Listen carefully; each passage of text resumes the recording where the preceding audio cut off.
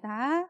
주는 그리스도시요 살아계신 하나님의 아들이시니이다. 하나님, 우리를 하나님의 자녀로 부르시고 언약의 백성으로 부르시니 감사를 드립니다. 이제 그 가치가 점점 더 밝혀지고 또 하루하루가 지날수록 그 하나님의 그 은혜와 사랑과 또 하나님이 우리에게 베풀어 주신 또 섭리하심이 너무나 크고 넓고 놀라운데, 이것이 시간이 흐르면서 계속해서 더욱 누려지는 주원의 모든 성도님들 되도록 축복하여 주시옵소서.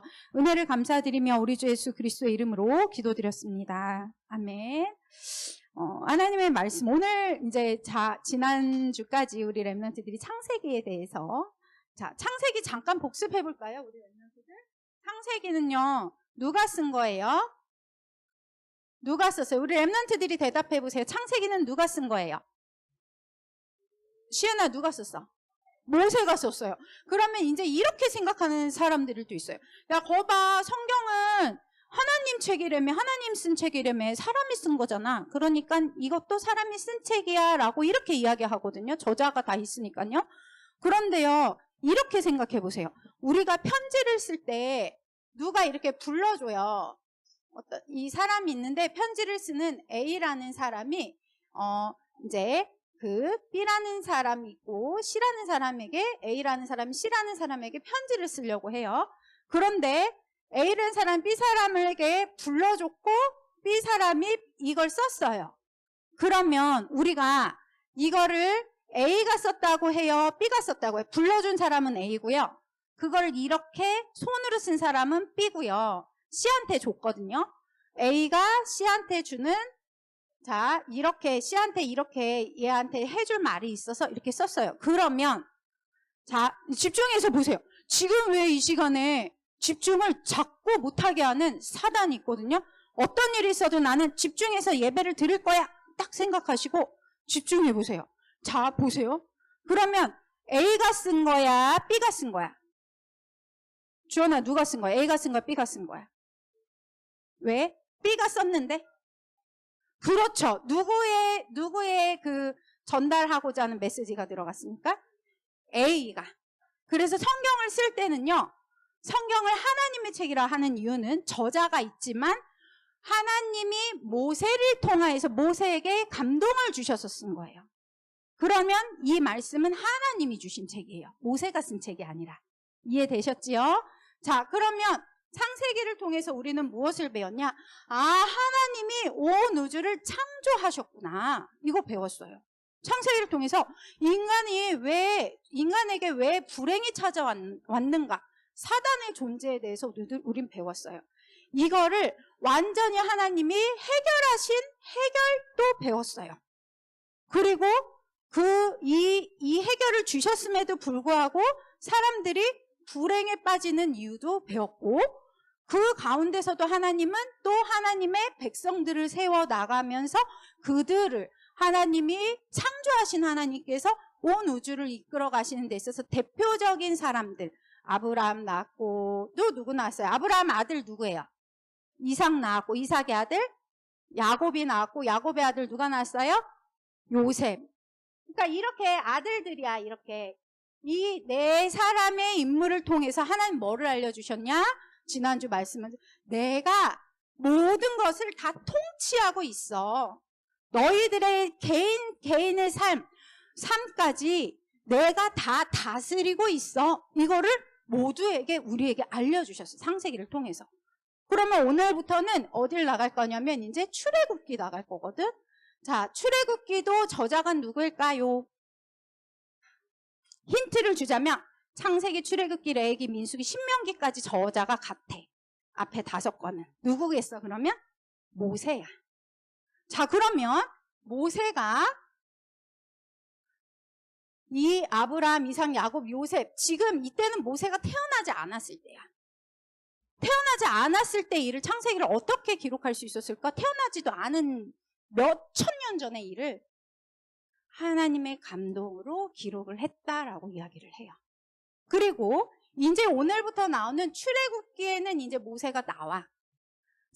그래서 오늘은 출애굽기 처음 들어가는 날이기 때문에 전체는 잠깐 간략하게 개요를 설명하자면, 너희들 출애굽기에는 이 무슨 이야기 나오냐면 이 요셉에 대해서 이제 여기 창세기까지 요셉이 나오잖아. 혹시 기억나? 요셉이 창세기 50장에 보면 요셉의 죽음까지 나오거든. 요셉이 죽은 이후에 어떤 일이 벌어졌을까? 가 출애굽기부터 나오는 거야. 그런데 혹시 기억나니? 얘들아, 지난주에 말씀 잘 들었던 사람들은 기억이 나겠지만 이 요셉의 형제들이 몇 명 있어요? 형제들 9명 있었어요? 그렇죠. 요셉까지 합쳐서 12명이 있었거든요. 이 12명이 야곱이 죽자 자기 형들 10명은 되게 불안해서 떨었잖아요. 아버지가 죽었으니까 혹시 우리를 요셉을 팔아먹겼으니까 형들이 우리를 해하지는 않을까? 근데 요셉이 어떻게 했지? 형님들 걱정하지 마세요. 우리 땅 좋은 땅으로 모셔서, 자기가 총리니까 이제 그 당시 요셉이 후손들, 당신들의 후손들까지 내가 자녀들까지 다 챙기겠습니다. 그리고 나를 이렇게 한 건 누가 그렇게 한 거야? 하나님이 그렇게 하신 거라는 거를 고백을 하고, 사람을 살리기 위해서 하나님 나를 먼저 이렇게 보내신 거예요 라고 얘기를 해요. 그쵸? 그리고 몇 명, 이거는 랩런트들이 한번 맞춰보세요. 어른들 말고 성경에 나오는데 이 후손들 다 고센 땅으로 이제 모았거든요. 이 12명의 형들이 있었잖아. 그 후손들까지 몇 명이었을까? 몇 명이 이렇게 이 당시 끝날 때 자기 땅으로 이스라엘 사람들, 지금 애굽 땅으로 초대한 거잖아. 애굽 땅에 몇 명의 이스라엘 사람들이 있었을까? 그 후손들이 있었을 건데 12명의 형제들이 있었을 거 아니니? 몇 명이었을 것 같아? 몇 명이었을까? 랩런트들이 꿀먹은 벙어리가 됐어요. 자, 그럼 어른들이 맞춰보세요. 몇 명의 사람들이 애굽 땅에 있었어요? 성경이 나옵니다. 우리 송명남 권사님 왠지 대답하실 것 같으면서 안 하시는데요. 모르셔서 그러시는 거예요. 지금 말씀하시려고 하시는 것 같은데. 몇 명의 후손들이 있었냐면요. 70명이 있었다고 해요. 70명의 사람들이 이스라엘, 이제 출애굽기에 보면은요. 이 사람들이, 여기 보면요. 1장에 보면, 이제 그 이스라엘 그 야곱에게서 이러이러한다. 아들들 이름이 이러하다 하면서 어디에 나오면 5절에 보면 야곱의 허리에서 나온 사람이 모두 70이요. 요셉은 애굽에 있었더라. 이렇게 이야기를 하고 출애굽기가 이렇게 이제 시작이 돼요. 그러면 이제 70명의 그 야곱의 후손들, 이 12명의 지파들, 그 후손들까지 70명이 그 커다란 애굽 땅에서 이제 살아가기 시작하는 거잖아요. 자, 그럼 한번 생각해 보세요. 70명이에요. 대략적으로 그냥 학자들이 추산하기를 한 300만 명, 엄청 많은 그 당시 애굽 사람들이 살았다. 애굽은 그 당시 가장 강대국이죠.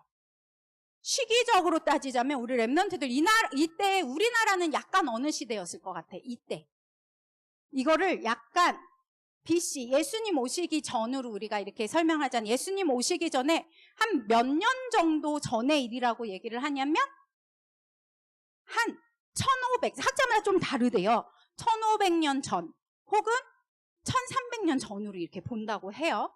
그 우리나라로서 전사님이 궁금해서 찾아봤더니 약간 우리나라 이제 고조선이 형성될 시기래요. 이 시기가. 그러니까 우리나라 아직 이 한반도는 나라가 형성되지 않은 시기이지만 이 애굽은 그만큼 나라가 강성해져서 나라가 이루어진 거죠. 사실 이스라엘도 나라는 그때 왕이 있거나 이런 나라는 아니었잖아요. 근데 이제 애굽은 그만큼 조금 번성했던 그런 시기이기 때문에 왕이 세워져 있고 이제 그 더 좀 발달을 했다라고 볼 수가 있는 거죠.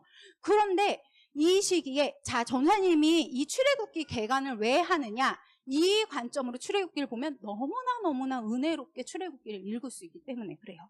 무슨 말이냐면 이 70명의 사람들이요 성경의 시작이 뭐냐면 뭘로 시작을 하냐면 학대를 받는 걸로 시작을 해요. 출애굽기에 뭐라고 시작을 하냐면 이 사람들은 애굽은 하나님을 섬기지 않는 사람들이거든. 하나님 섬기지 않고 우상을 섬기는 사람들이에요. 너무 근데 되게 크고 힘이 센 나라죠. 그런데 이 사람들이 가만히 봤더니 이 70명의 사람들로 시작을 해서 너무 많아지게 된 거예요. 번성하게 되었다고 해요. 그러니까 애굽 사람들이 생각했을 때 얘네들 가만히 놔뒀다가는 우리나라랑 좀 비등해지면 우리나라를 집어삼킬 수도 있겠어 라고 생각을 하니까 어떻게 하냐면 안 되겠다. 이스라엘 사람들 이 70명으로 시작해서 이렇게 커진 이 나라를 어떻게 해야 되겠다? 말살시켜버려야 되겠다 하고선 그 나라를 괴롭히려면 주원이 같으면 어떻게 하면 그 나라를 좀 괴롭히겠어? 이 사람들을 좀 없애고 싶어. 자기네 땅에서. 그럼 어떻게 하겠어? 너가 왕이라면. 주원이가 왕이라면 어떻게 하겠어? 어떤 정책을 낼 것 같아? 그래요. 엄청 힘든 일을 시키는 거예요. 남자들을. 네, 막 진짜 힘든 일. 남자들로 하여금. 그래서 오래 못 살고 막 너무 어른들을 아시겠지만 너무 힘들면은 자손 번성도 안 되잖아요, 잘. 그러니까 애굽 왕이 이거를 막으려고 엄청 고된 일을 시켰다고 해요. 1장에 그렇게 시작을 해요. 근데 막을 수 있었을까 없었을까? 이 번성함을. 막을 수가 없는 거예요. 더 강성하고. 왜냐하면 하나님이 이미 아브라함 후손들이기 때문에 아브라함에게 주신 약속이 있거든. 모래보다 더 많아지게 할 거고 온 세상에 너를 강하게 세울 거다라는 약속을 주셨기 때문에 애굽이 더 고난을 줄수록 더 강성해진 거야. 그랬더니 어떤 또 정책을 폈을까요? 그 다음에 바로가 파라오예요. 파라오. 굉장히 그 큰 제국을 다스렸던 힘이 센 왕으로 나오잖아. 너희들 봐도. 그냥 얘네 벽돌만 굽는 거 했더니 일을 계속 더 이제 뒤에 좀 더 나올 거예요.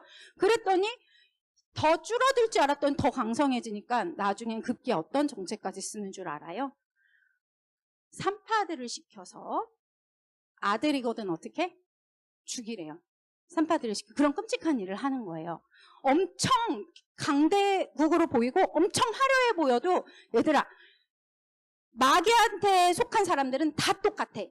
어떻게? 끔찍한 겉으로는 되게 멋있는 척하지만 속으로는 끔찍한 일들을 벌이는 게 마귀 자녀들의 특징이에요. 절대 속으면 안 돼요, 세상에.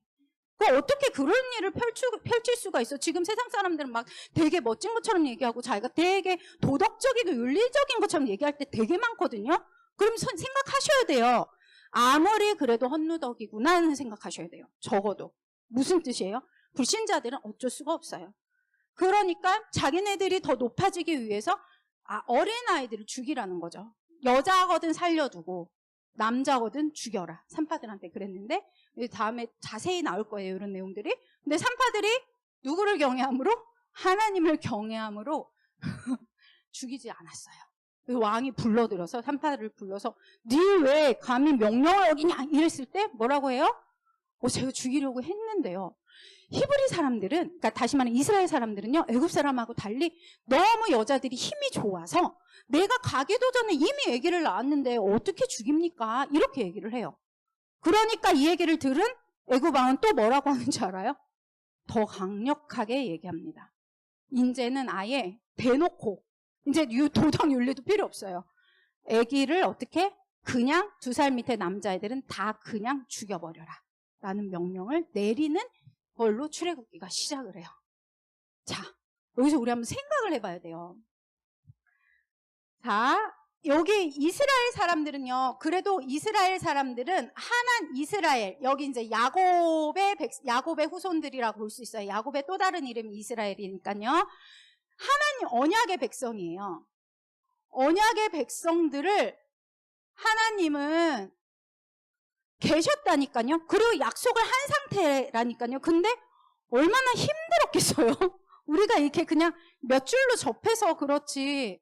우리 김혜정 선생님한테 아침부터 밤까지 무거운 벽돌 나르고 볏집으로 계속 재료도 주지. 나중에는요. 니네가 살만하니까 이렇구나 하고 재료도 주지 않고 벽돌을 구우래요. 재료도 찾아서 구우라는 얘기예요. 그만큼 노역을 시키면 어떻겠어요? 그게 그냥 하루의 내 일과예요. 끔찍하죠. 얼마나 힘들겠어요. 근데 이스라엘 백성들이 그거를 지금 겪고 있다라고 출애굽기는 그렇게 기록을 해놓는 거예요. 전도사님이 이 출애굽기를 통해서 하나님은 근데 뭐를 설명하려고 지금 전도사님이 우리 랩런트들은 글씨를 써야 되니까 자, 전사님 정리를 해줄게요. 자, 저자는 모세. 두 번째, 이거 시기는 그냥 안 할게요. 주요 내용을 지금 설명하려고 그래요. 여기에 주요 내용이 뭐냐? 첫 번째, 이집트는 애굽 말하는 거야, 애굽에서 너를 해방시킬 거다. 이렇게 말씀하시는 게 출애굽기의 첫 번째 내용이고요. 두 번째 내용은 뭐냐? 시내산에서 내가 너를 언약의 백성으로 삼겠다. 이게 출애굽기의 주요 내용 두 가지예요. 출애굽기를 이제 살펴볼 건데 얼마나 비밀이 있는지를 잘 보셔야 돼요. 전사님이 이거는 이걸 통해서 이제 우리는 출애굽기를 이제 앞으로 하나씩 살펴볼 건데 전사님 한 가지 고백할 게 있어요. 뭐였냐면요.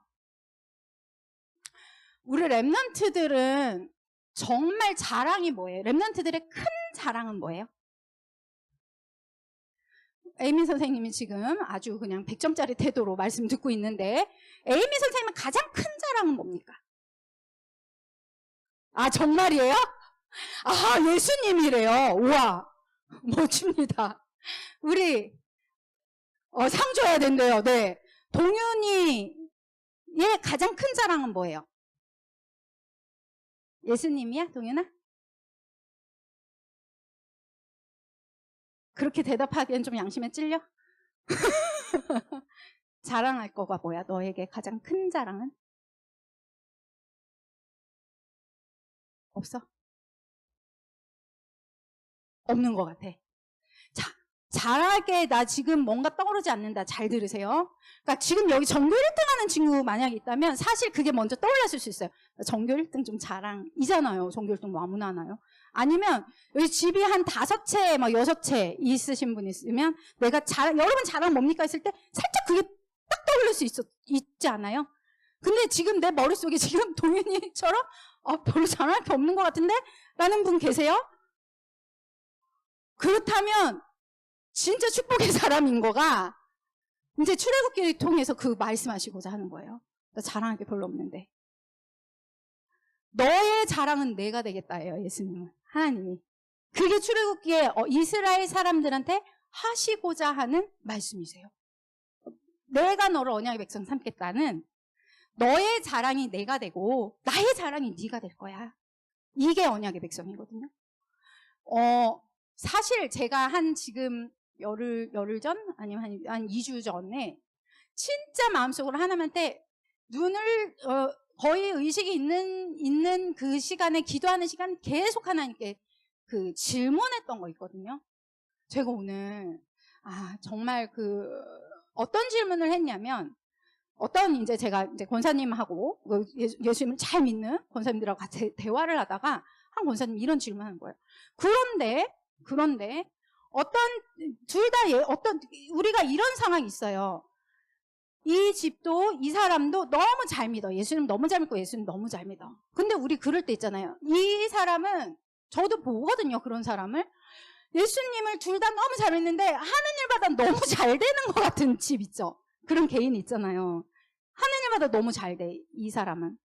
근데 이 사람은 예수님 너무 잘 믿는데 하는 일마다 좀 안 되는 것 다 보이는 사람이 있어요.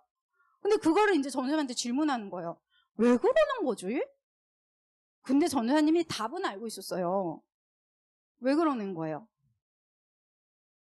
그렇죠. 이 사람이든 하나님의 계획 가운데 가장 좋은 길로 이끄심이야 라는 정답은 알고 있었죠. 전도사님 모르는 건 아니죠.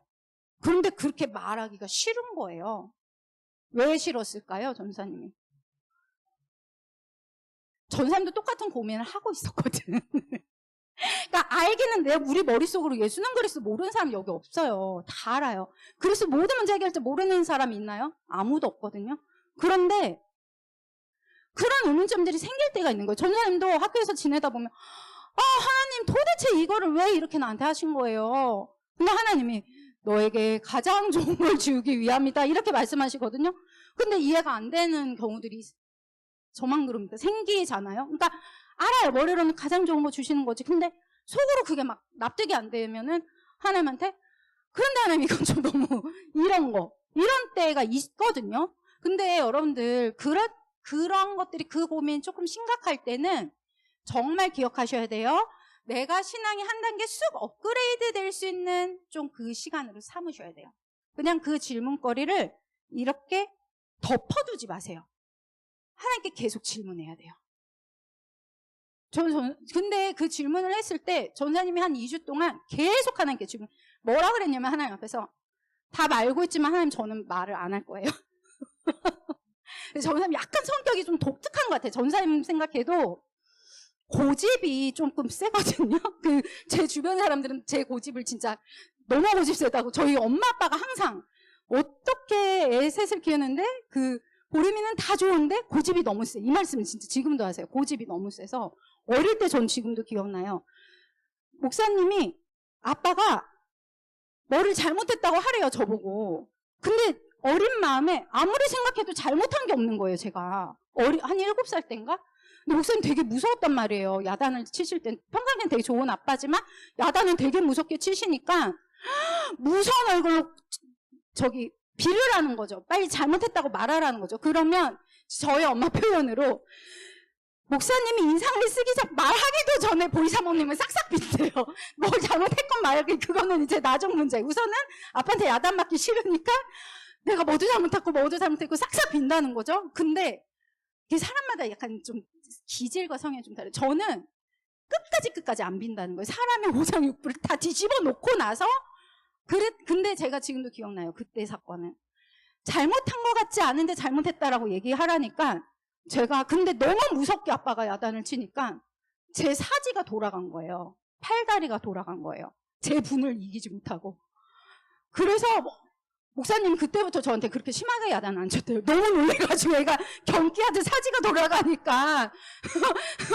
그런 사건이 있었다고 지금도 얘기하시거든요. 그러니까 제가 약간 하나님 앞에서 또 약간 뭐라고 이렇게 좀 얘기하면 그 기질이 또 발휘가 된 거예요.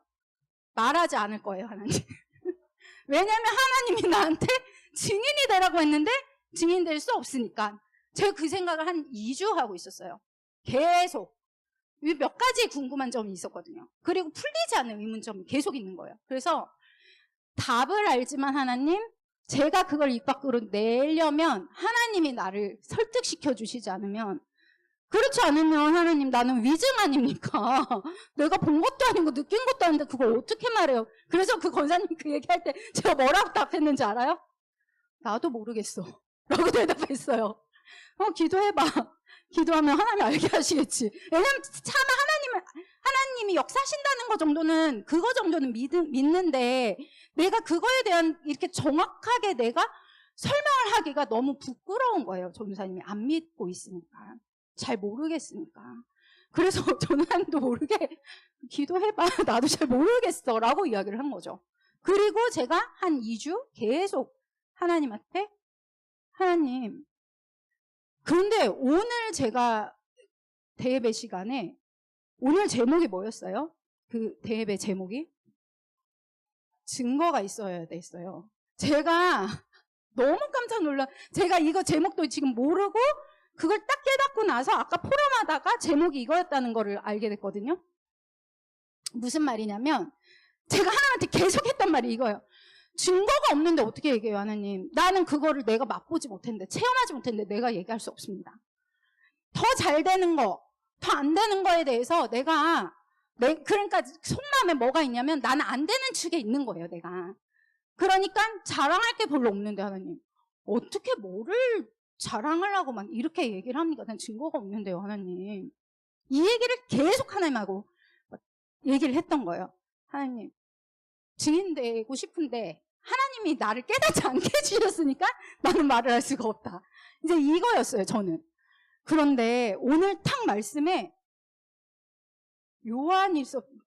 말미에 요한일서 5장 11절에서 13절이 너무 진짜 탁 깨달아지면서,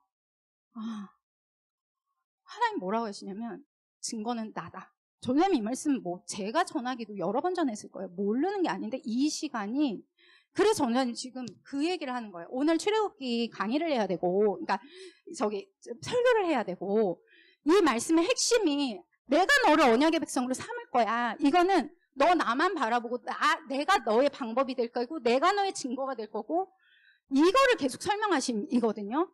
그런데 나는 그게 잘 모르겠으니까 그거에 대한 증인으로 설 수가 없는 거예요. 그래서 전사님이 그 부분을 가지고 계속 하나님한테 물어보고 말씀을 계속 묵상하고 증인이 되기를 소망했지만 근데 오늘 하나님이 딱 제목에 증거가 있어야 되는데 그 증거가 뭐냐? 그 증거가 예수 그리스도가 증거라는 거예요. 무슨 말인 줄 아시겠어요? 다시 말하면 주원이의 자랑이 예수님이 될 거라는 거예요. 삶의 자랑, 삶에 있어서의 모든 자랑이 어떤 사람, 주원아 너 그렇게 하면은 예를 든다면 주원이가 진짜 그렇다는 게 아니에요. 주원이 이제 발레를 할 거야. 발레를 해서 예를 들어 콩쿠르 나가면 1등을 해야지 하나님께 영광 돌리는 거잖아요. 우리의 방식은. 근데 예를 들어서 뭐 아주 그냥 실수를 해가지고 그 콩쿠르 순위에도 못 들었어. 근데 거기에서 기뻐할 수 있나요? 근데 그 비밀을 너한테 주겠다는 거야. 어떻게? 그러니까 어떻게? 내가 너의 방법이 될 거야. 세상 사람들이 생각하는 방법은 콩쿠르를 1등 해야지 성공하는 방법이거든요.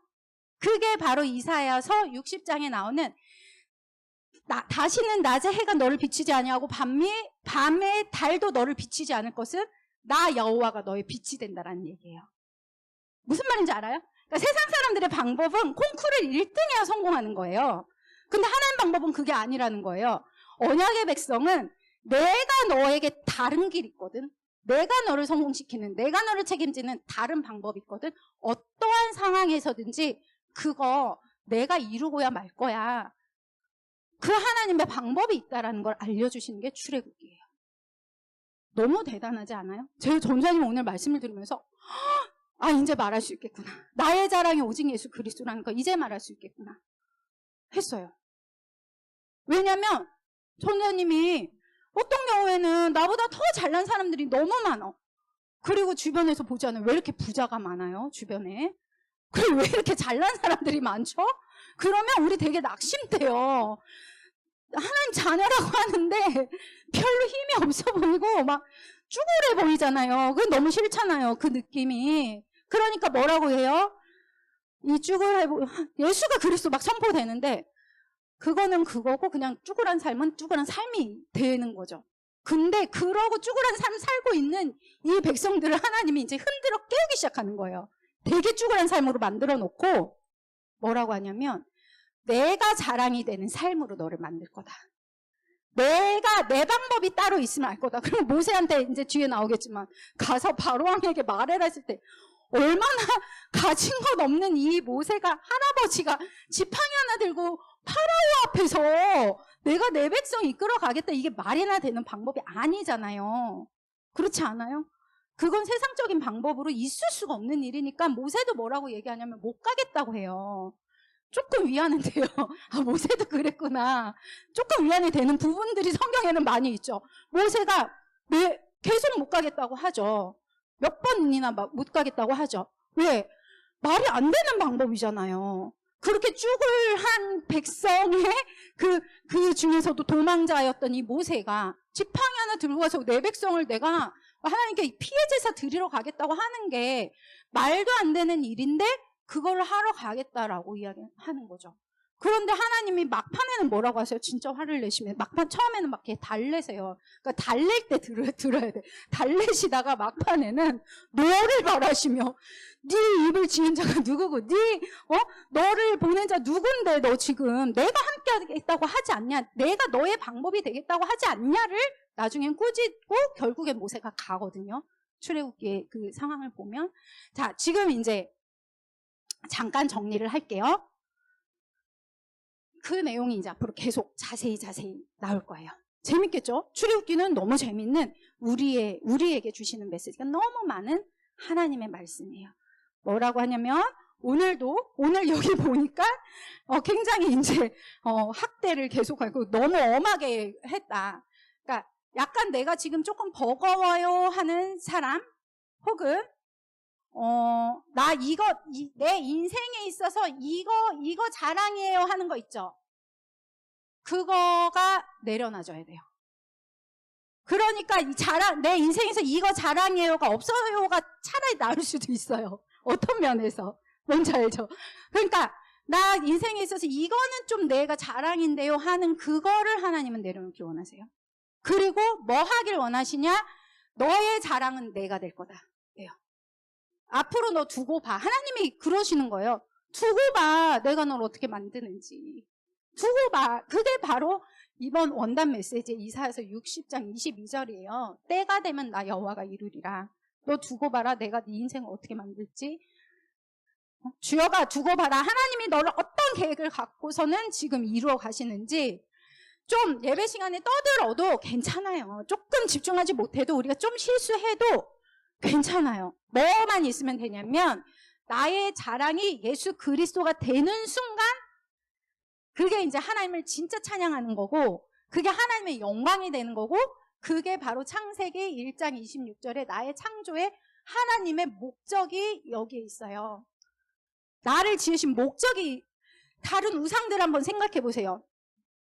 생각할수록 좀 자존심 상하는 거가 우리 하나님하고 다른 우상들하고 비교하는 건 너무 자존심이 상하는 일인데 다른 우상들은요 뭐 하냐 뭐 이렇게 천일 하나님께 천일 자기 신에게 해서 아들을 받고 뭐 이게 천일 기도를 했더니 뭐 좋은 대학에 갔고 이제 모든 그 종교들의 그 간증을 들어보면 그런 것들이 있어요. 그거가 희석이 돼서 교회에서도 뭐 천일 기도했더니 뭐가 되고 사실 그거는 좀 다른 종교들하고 약간 희석이 된 개념일 것 같아요. 물론 깊이 들어가서 그 마음이 뭔지는 모르겠으나 어떤 형태적인 면으로 봤을 때 그런데 성경은 뭐를 말하고 있냐면 하나님은 창조주세요. 창조주 하나님 이제 성경은 출애굽기 창조주 하나님이 너를 따로 구별해서 불렀다라는 거예요. 부르심. 이게 마태복음 1장 21절에 자기 백성으로 불렀다는 얘기거든요. 창조주 하나님이 자기 백성으로 나를 구별해서 불렀고 그 구별해서 부른 우리를 갖다가 어디까지 가야 되냐면 이게 제일 중요하니까 이것만 핵심만 우리 랩런트들 잘 기억해 봅시다. 하나님은 따라해보자. 목적이 이끄는 삶. 다시 목적이 이끄는 삶. 뭐 책 제목도 있어요. 되게 유명한 신앙적 서적인데 전사님 이 책 얘기를 하려고 하는 게 아니라 우리의 하루하루는 목적이 있다는 걸 기억하셔야 돼요. 그냥 사는 삶이 아니에요. 무슨 목적이냐? 하나님은 창세기 1장 26절을 이루기 원하는 창조주 하나님이시기 때문에 여기서 어긋난다? 그냥 두시지 않아요. 언약의 백성들은 여기까지 가야 돼요. 이게 오늘 설교 본문하고 이게 구약과 신약을 짝을 이룬다면 사도행전 1장 8절 오늘 본문 말씀인 거예요. 땅끝까지 예수 그리스도의 증인, 내가 너의 자랑이 될 거야. 땅끝까지. 이것까지예요. 이게 우리의 목적이에요. 하루하루의 목적. 지금 예배의 목적도 그렇고 공부하는 목적도 그렇고 여러분들이 이제 내일부터 열흘 동안 잘 쉬었다가 즐거운 학교 갈 거잖아요. 가고 싶죠, 빨리. 열흘 쉬었으니까 이제 빨리 가고 싶은 거 아니에요? 쉬면 더 가고 싶지가 않죠. 왜 이렇게? 이거는 얘들아 이건 비밀인데 여기 박은영 선생님도 계시지만 박은영 선생님 내일 학교 가는 거 좋진 않을 거예요. 학교 선생님들은 학교 가는 거 좋아하는 줄 아는데 안 좋아해요. 선생님들도. 쉬는 거 더 좋아해요. 그렇죠. 옛날에는 학생 때는 선생님들은 무조건 학교에서 공부시키는 거 좋아하는 줄 알았더니 선생님들도 쉬면 좋아요. 그치? 그 현장으로 내일 또 갈 거야. 그치? 갈 건데 그 현장에 뭐 하러 가느냐? 언약의 백성, 하나님하고 나하고의 비밀이 있거든. 내가 너의 자랑이 될 거야. 너의 자랑이 공부가 아니라 돈에 있는 것이 아니라 학문에 있는 것이 아니라 너의 자랑은 내가 될 거다. 예수 그리스도가 또 증거는 이것이니 증거는 내가 될 거다. 너가 제일 자랑하는 제일 자랑하고 싶은 그 부분은 내가 될 거야. 그게 목적이에요. 하나님이. 그렇게 해서 뭐 하시려고? 가는 곳마다 생명 살리는 사람이 되게끔 하기 위해서. 살리는 사람. 우리 세윤이, 주혁아, 너네가 가는 곳마다 사람이 살아나는 응답. 그런 응답들이 계속되어질 거야. 우리 내일 현장 갈 거거든요. 왜 가셔야 할까요? 살리러 가는 거예요. 목적이 이끄는 삶이에요. 그래서 밥도 잘 먹으셔야 돼요. 왜? 목적이 있으니까. 나는 살아가야 되는 목적이 있으니까. 그쵸? 그것 때문에 공부도 하세요. 목적이 있으니까. 그래서 목적이 이끄는 삶. 나에게는 하나님의 나를 창조하신 목적이 있어요. 태어나게 하신 목적이 있어요. 그거 이루러 오늘 하루하루 사는 거예요. 그거 없으면 왜 삽니까, 진짜. 그거 없으면 나의 자랑이 뭐가 되는 순간 진짜 이렇게 딱 어려워지냐면요. 이 목적이, 하나님 자녀는 이 언약을 잃어버리는 순간, 다시 말하면 이 목적이 희미해지는 순간 바로 이제 빠져들게 돼요. 어디에? 세상에, 애굽에, 노역에 빠져들게 됩니다. 그걸 잊으시면 안 돼요. 나는 무슨 목적을 갖고 있냐? 예수 그리스도가 자랑되는 삶을 살기 위한 그 목적을 갖고 나는 오늘도 살아가는 거예요. 그래서 렘넌트들 미션 주고 마치겠습니다. 미션, 결론. 내가 목적이 이끄는 삶이기 때문에 하나님은 나를 사도행전 1장 8절의 목적대로 이끌어 가실 거거든요. 그래서 이렇게 기도하셔야 돼요. 하나님의 목적대로 내가 살아가게 하시는데, 그러니까 학교 가는데도 목적이 있는 거고, 공부하는데도, 학원 가는데도 목적이 있는 거야. 우리는 그냥 사는 거 아니야. 그 목적, 다시 말하면 사도행전 1장 8절의 목적을 갖고 우리가 살아가는데, 사도행전 1장 8절을 이루려면 뭐가 돼야 되냐면, 조금 더 쉽게 말하면 오직 예수만 나의 자랑이 되게 해주세요. 이렇게 기도하는 거야. 어떻게 기도하라고? 오직 예수만 나의 자랑이 되게 해주세요. 이거가 하나님이 나를 살게 하는 목적이야. 이거를 잃어버리는 순간 언약의 백성들은 불신자랑 똑같이 살아가. 전우환님이 몰랐다니까. 전우환님 왜 이거를 몰랐던 건 아니지만, 전우환님 친구를 만났는데 친구가 학교에서 이제 친구를 만났는데 친구가 이렇게 가방을 옆에다가 딱 놔두는 거야. 그래서 그냥 그런가 보다 전우환님 그랬어. 그리고 밥을 먹고 이제 신나게 하고 이제 헤어져서 왔는데 갑자기 그게 생각난 거야. 되게 그 가방이 멋진 가방 같았는데 하고, 저는 요즘에는 이제 서칭이 잘 되니까 가방을 찾아봤어. 그랬더니 가방 가격이 1,000만 원이 넘는 거야, 그 가방이. 그 전사님이 걔가 그래서 테이블에 그 가방을 올려놨었나? 네, 몰랐으니까, 전사님 진짜 몰랐으니까 자랑하고 싶었는데 여기다 올려놨나? 그랬어. 또 어떤 사람은 이렇게 얘기하지. 나는 서울대를 나왔어. 서울대 나온 게 그 사람의 자랑이고 자부심. 좋은 가방이 그 사람의 자랑이고 자부심인 거야. 그런데 있잖아, 그 하나님은 우리의 그 가방이 아니면은 그 배경이 아니면은 그 공부 잘하는 거가 자랑이 되게끔 하기 원하시지 않아. 하나님은 뭐가 되길 원하시냐? 내 삶을 통해서 오직 예수 그리스도가 자랑되어지기를. 어떤 일이 핍박을 당했는데 거기서도 평안함을 누리는 일체의 비결. 좋은 일을 당했는데도 교만하지 않고 너무 멋지게 살아가는 일체의 비결. 쟤는 저 정도 이뤘는데 사람이 너무 겸손해. 보면 예수님만 자랑해. 너무 어려운 일을 당했는데 웃어. 왜 그러지? 예수님이 자랑인 사람인 거야. 우리의 삶은요, 예수님이 나의 가장 최고의 자랑이 되는 삶이 되어야 돼요. 그걸로 언약의 백성을 하나님이, 이스라엘 백성들이 이제 이끄시는 과정이 출애굽기에 그려질 거고, 다음 주부터 우리 그거를 조금 더 자세하게 살펴보도록 하겠습니다. 자, 아무튼 이번 주 기도 제목 뭐예요? 오직 예수만 나의 자랑이 되는 삶이 되게 해주세요. 이게 목적이 이끄는 삶이에요. 목적이 있이 살아가는 렘넌트 되시기 바랍니다. 기도하겠습니다. 하나님 감사합니다. 고난과 어려움을 통해서 예수 그리스도를 깨닫게 하시고 또 오로지 예수님만 우리의 자랑이 되게 하시며 또 언약 백성으로 우리를 삼아주신 것 감사를 드립니다. 자기 백성으로 우리를 삼아주셨사오니 이제 오직 예수 그리스도 십자가를 자랑하는 우리의 인생이 되게 하여 주시고 그 목적대로 살아가는 주원의 모든 성도님들 되도록 축복하여 주시옵소서. 감사드리며 예수 그리스도 이름으로 기도드렸습니다. 아멘.